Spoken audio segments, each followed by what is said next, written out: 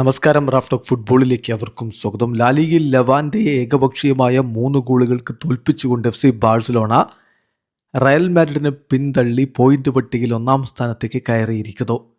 മത്സരത്തിൽ ബെർണാലും Frenkie ഡിയോങ്ങും Fermin ലോപ്പസുമാണ് ഗോളുകൾ കണ്ടെത്തിയത്. ഇതോടുകൂടി 2010-11 ശേഷം ആദ്യമായിട്ടത് സംഭവിച്ചിരിക്കുന്നു.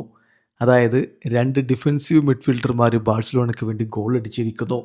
With Marc Bernal and Frenkie de Jong both scoring, it marks the first time 2 defensive midfielders score in the same game for Barcelona in La Liga since at least 2010-2011. Yes, 2010-11 ശേഷം ആദ്യമായിട്ട് La Liga മത്സരത്തിൽ 2 defensive midfielders FC ബാഴ്സലോണയ്ക്ക് വേണ്ടി goal അടിച്ചിരിക്കുന്നു.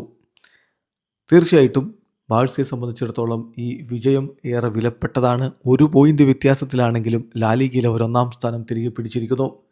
Fermin ലോപ്പസാണ് അവരുടെ ശേഷിക്കുന്ന ഗോളിൽ കണ്ടെത്തിയിരുന്നത്. Camp നൗവിൽ വെച്ച് നടന്ന മത്സരത്തിൽ അവരുടെ മുന്നേറ്റങ്ങൾ നയിച്ചുകൊണ്ട് ലാമിനെ യമാലും റോബർട്ട് ലെവൻഡോസ്കിയും റാഫിഞ്ഞയും തന്നെയാണ് അണിനിരുന്നത്. മറുഭാഗത്ത് റൊമേറോയാണ് ലെവൻഡയുടെ മുന്നേറ്റങ്ങൾ നയിച്ചത്. കളിയുടെ 4-ാമത്തെ മിനിറ്റിൽ തന്നെ ബെർണാലിൻ്റെ ഗോൾ പിറന്നു കഴിഞ്ഞിരുന്നു. 32-ാമത്തെ മിനിറ്റിൽ ഫ്രങ്കി ഡിയോങ്ങും ഗോളടിച്ചതോടെ ബാഴ്സലോണ കളി പിടിച്ച് കഴിഞ്ഞിരുന്നു. ഇടവേള സമയത്ത് മത്സരം 2-0 ബാഴ്സ മുന്നിലായിരുന്നു.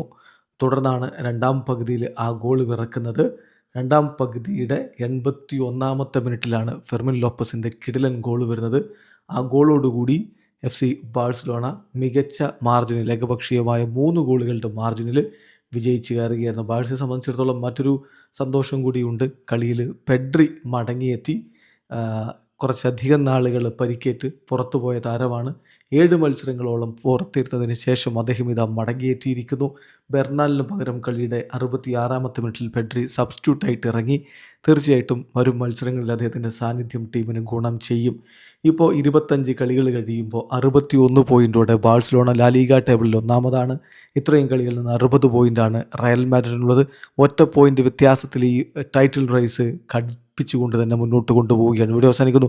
ഫുട്ബോൾ ലോകത്ത് കൂടുതൽ വിശേഷങ്ങളുമായി റാഫ്റ്റോക്സ് വീണ്ടും എത്താം.